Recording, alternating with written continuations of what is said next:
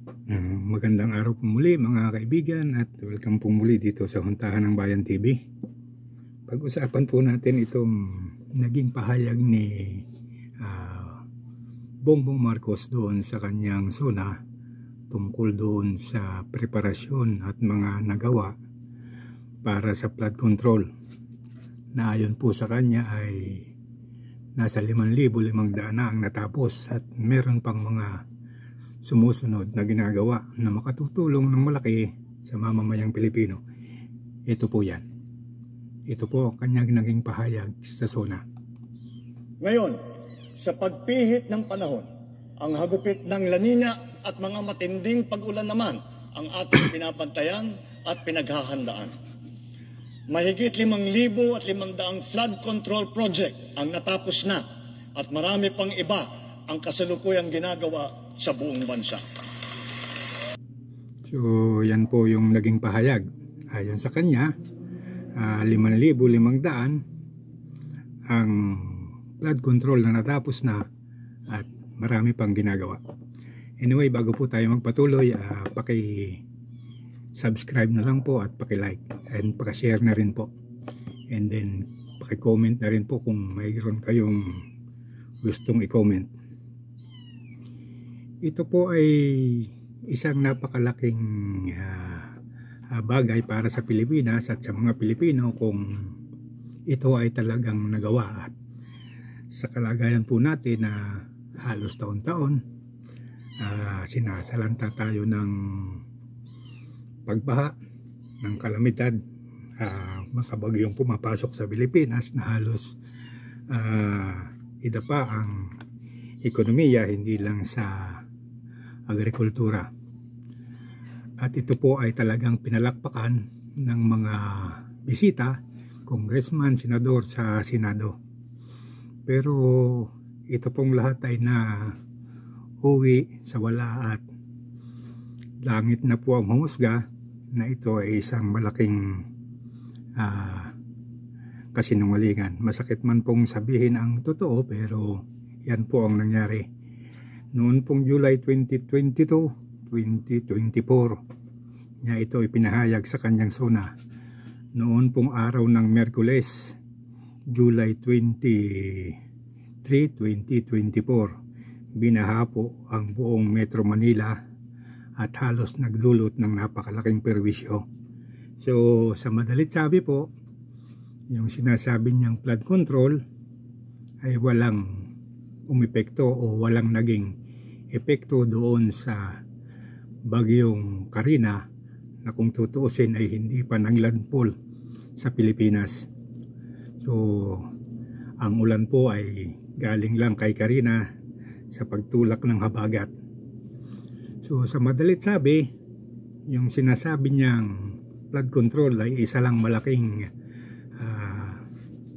pagkukunwari, at yung kanyang sinasabi sa kanyang SONA ay bahagi lang ng script na ginawa ng kanyang mga alipores o ng kung sino man na nagsabing ito ang kanyang sasabihin, at maaaring ito na rin yung kagustuhan niya.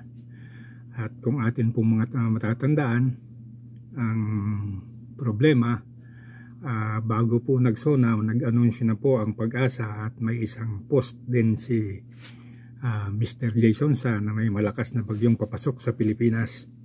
Pero po dahil ang buong Kongreso, ang buong Senado at ang DILG, ang DND ay masyadong busy sa preparasyon sa SONA. Yan po silang lahat nakapokus. Kaya nung pumasok ang bagyo at binha ang Maynila, halos buong Maynila at karatig lugar, wala pong naging preparasyon. At kinabukasan, pagkatapos ng baha, dun lang po nagkukumahog na gumawa ng paraan at alamin kung ano ang naging epekto.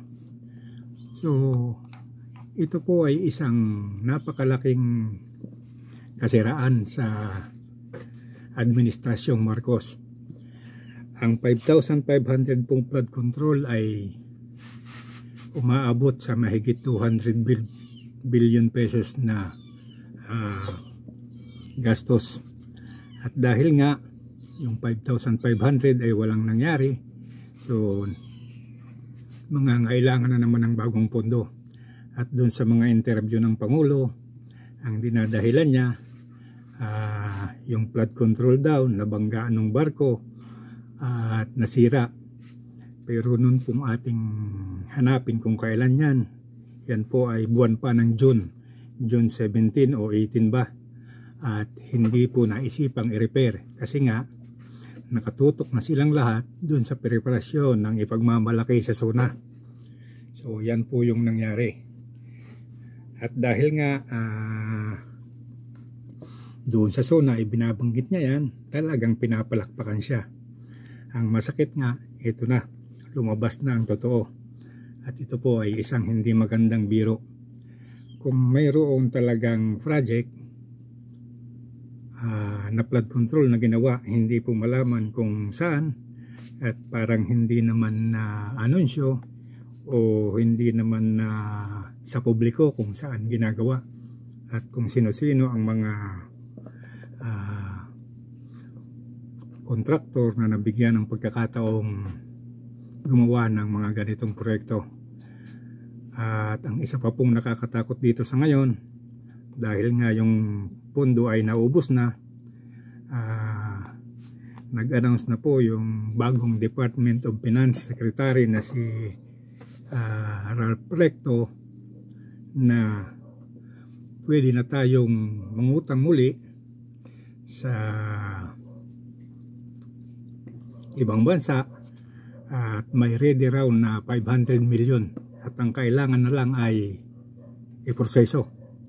So isipin nyo po yung 500 million na dolyar, yan po ay nasa 29 trillion pesos sa Pilipinas sa palitan po sa ngayon. So ibig sabihin, gagamitin na naman daw yan sa flood control.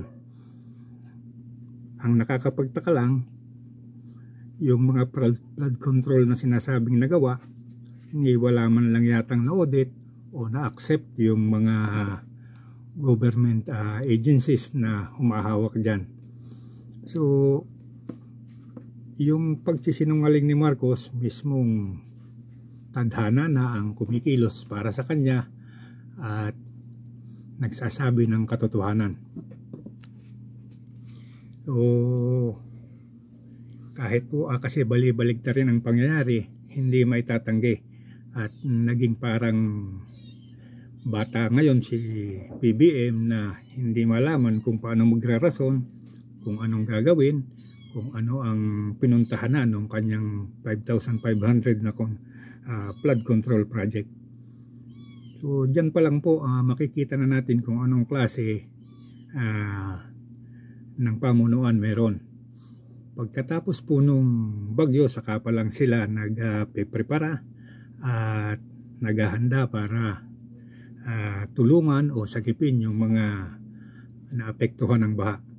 So napakalayo po nung panahon ni dating Presidente Rodrigo Duterte. Kasi po nung panahon na yan, nung panahon ni Duterte, halos isang linggo pa bago pumasok ang bagyo, naka-ready na sila. At nakatukan na yung mga Coast Guard o policeman o Navy dun sa mga lugar na idinideklarang maapektuhan ng bagyo. At nandyan na po yung puwersahang pagpapalika sa mga tao para sa seguridad. At ito po ay isang pagkakamali na hindi nagawa ng Marcos administration. Naging focus po sila doon sa konsentrasyon na pagandahin yung pananalita ng Pangulo sa SONA at palakpakan siya, samantalang alam naman ng mga tao sa kanyang harap na ito ay hindi totoo. At ngayon po matatawa kayo, yung mga pumapalakpak sa kanya sa SONA, nag-uumpisang mag-ingay na kesyo, iimbestigahan daw sa Senado, iimbestigahan sa Kongreso. So pagka ganito po kasi ang labanan, dito pa lang malalaman na natin na may hokus-pokus na naman. Parang maglilinisan lang sila ng mukha at magpapalitan ng bintang kung sino may kasalanan. So yan po yung maging aral sana sa atin.